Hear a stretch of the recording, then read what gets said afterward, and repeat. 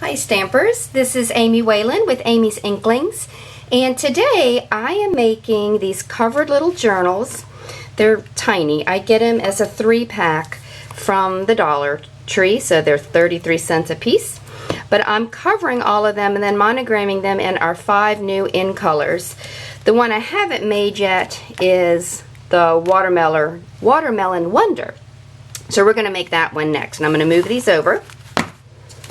Okay, so we're going to start with 2 pieces of Whisper White cardstock. They're 2 5/8 by 4 5/8, and we're just going to stamp it. And there's something in there. Turn that over. We're going to stamp it with the flower from A Whole Lot of Lovely. This is one of the new Hostess stamp sets in our new annual catalog, and all I'm using is this cute little flower.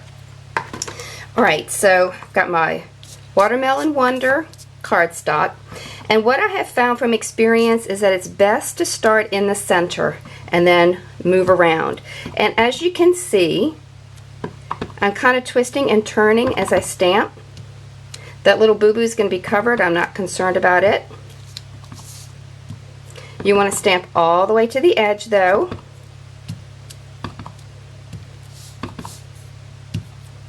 Again, I'm twisting and turning as I go. Okay, we'll go on to the next one. Start in the center, twist and turn as you go. I love this color. It is absolutely beautiful.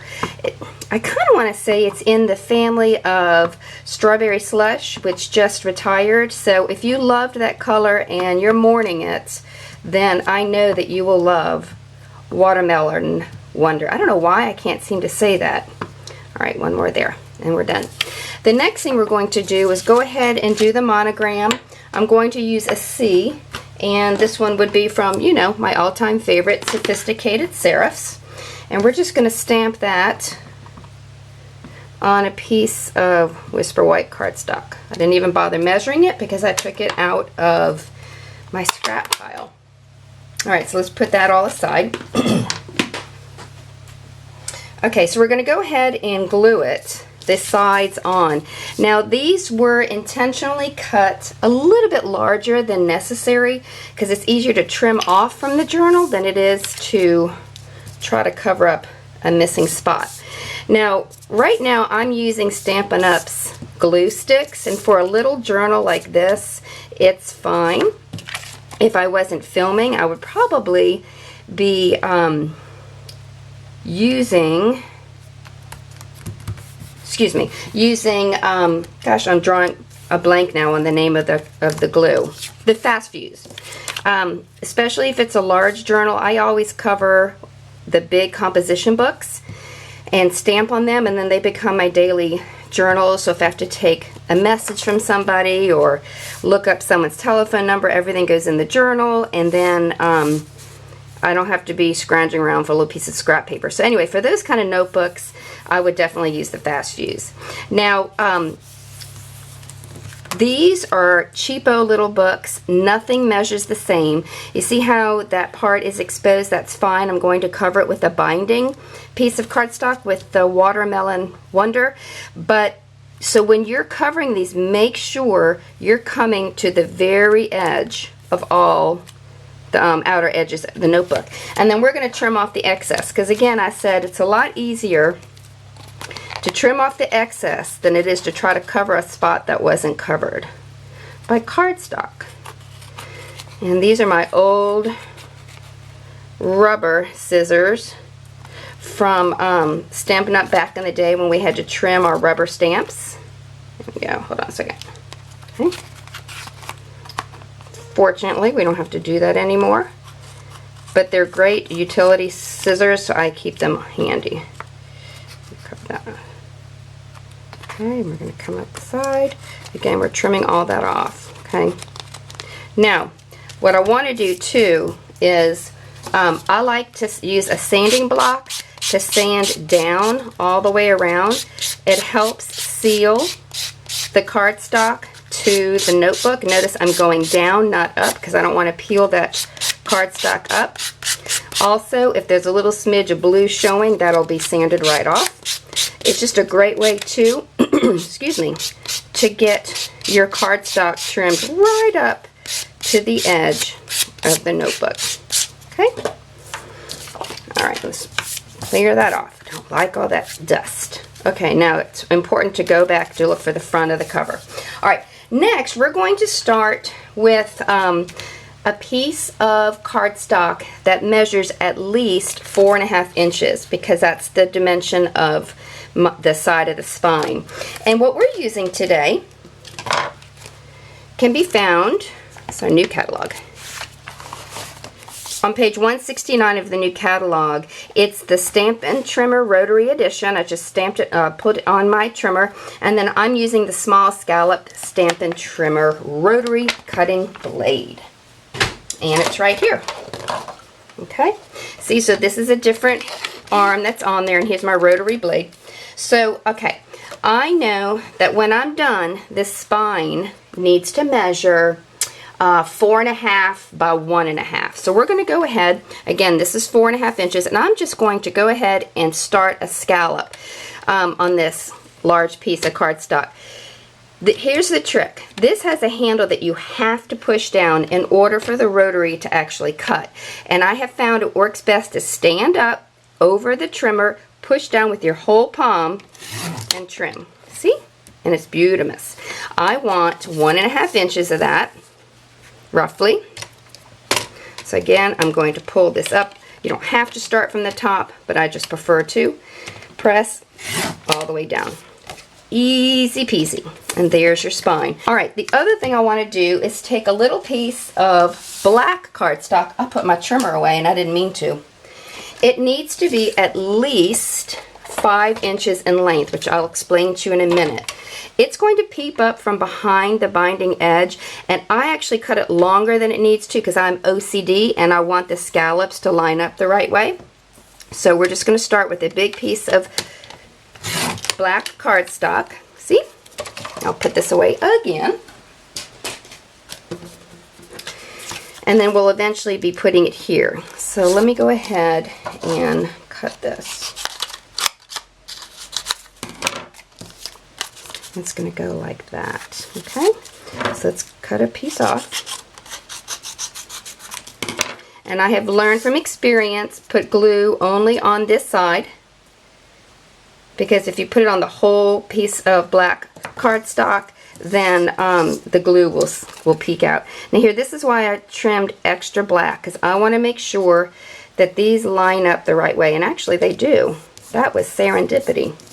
And I'll go ahead and trim off the extra. I don't need to trim that side. Alright, so here's, again, check your front. Here's the thing. Okay, we've got that down. Now you need to kind of carefully loop it around your notebook. You want to make sure you're covering this raw edge. I am, but you also want to make sure you're covering this back here, because again, remember I told you these notebooks aren't always cut exactly the same, so that's why it didn't bother me that I had a little bit of blue showing, because I knew that once I put my binding edge on, it would be covered up. And so that's all you do there. But before I do, I want to cut a piece of ribbon. This is going to be my bookmark. This, okay, is the silver, and I'm going to cut about 6 inches. Okay, I'm going to take a piece of tape. What would I do without old Scotch tape? And I'm going to start it by adhering it to the spine. Ooh, there. Okay, that's not the only thing that's going to hold it in place, but that's just for starters. Now I want to use my multi-purpose Tombow glue,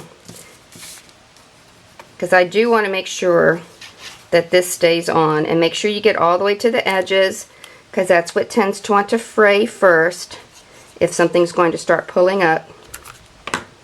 Again, check that you have the right side of the composition book up. I'm going to go ahead and tuck the ribbon inside the way it's supposed to be, and then we'll go ahead and put this on. Alright, stand it up, make sure it's flush with the bottom. See that little bit of black? I'm going to pull this up to see if I can cover that up. I did. And there you have it. Super de duper. All I need to do now is to add the monogram.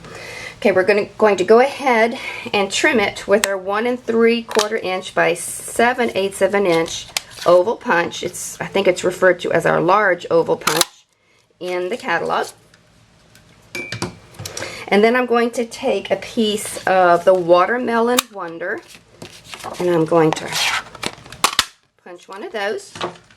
Let's do this again.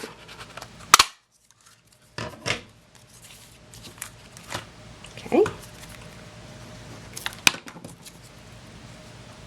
So, I made a boo-boo, so I switched it back to a black background. And we'll go ahead and punch that one. Or pierce that one, rather. I love the sound and the feel of this as it's going through the piercing mat. I don't know, I'm kind of weird when it comes to textures and sounds. Just one of the wacky things that makes up Amy. Alright, now we'll put that on. I knew something didn't look right. There we go. Okay. So now we have all of our colors represented. Mint macaron, not mint macaroon, it's mint macaron. In fact, I'll put this here so you can see it. And then Tip Top Taupe. And then Cucumber Crush, Delightful Dijon, which I'm really pleased with because I've missed the old more mustard color and it's quite similar. Oh, and let's go ahead and put some bling on. When you get to these strips of rhinestones, it's like a string, so that you can use a string of pearls if you want to, but I don't. I just want to use them individually, so I had to go off and cut it. I'm going to take that one away. Okay. Goodness. Filming always happens when you're filming or I'm filming. Oh my word. Really? Here we go. Good enough. Phew. Now I did it. So here you go. You know me, I love inexpensive gifts. Again, I bought these. They're a 3-pack from the Dollar Tree. And you can give a little monogrammed notepad to someone for 33 cents. You can't beat that. Thanks so much for stopping by Amy's Inklings. I hope you come back again soon. Bye-bye.